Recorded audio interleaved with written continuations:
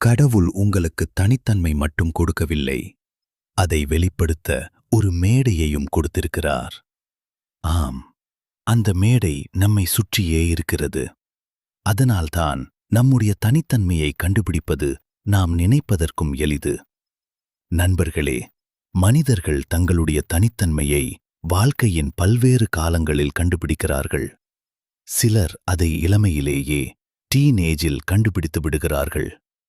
அவர்கள் தங்களுடைய திறமையை மிகவும் சீக்கிரம் உணர்கிறார்கள்.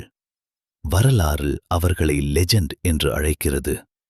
சிலர் அதை 20 அல்லது 30 வயதில் கண்டுபிடிக்கிறார்கள்.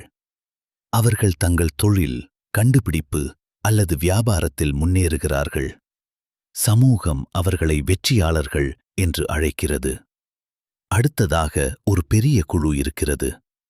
40 அல்லது 50 வயதில்தான் தங்கள் தனித்தன்மையை கண்டுபிடிப்பவர்கள். இவர்கள் தான் வாழ்க்கையின் உண்மையான போராளிகள். நாம் தினமும் பார்க்கும் மனிதர்கள். அவர்களுக்கு கடவுள் மீது நம்பிக்கை, தாங்கள் செய்யும் வேலையில் மீது நம்பிக்கை மற்றும் வாழ்க்கையில் மீது நம்பிக்கை இருக்கும். இவர்கள் சமுதாய நலனுக்காக அமைதியாக பெரிய பங்களிப்பு செய்கிறார்கள். அதனால் இவர்கள் மிகுந்த மரியாதைக்குரியவர்கள்.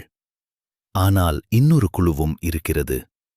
தங்களுக்கு கடவுள் கொடுத்த தனித்தன்மையை தேடவே முயற்சி செய்யாமல் சுற்றியுள்ள அனைத்தையும் பற்றி எப்போதும் எதிர்மறையாக பேசிக் கொண்டிருப்பவர்கள்.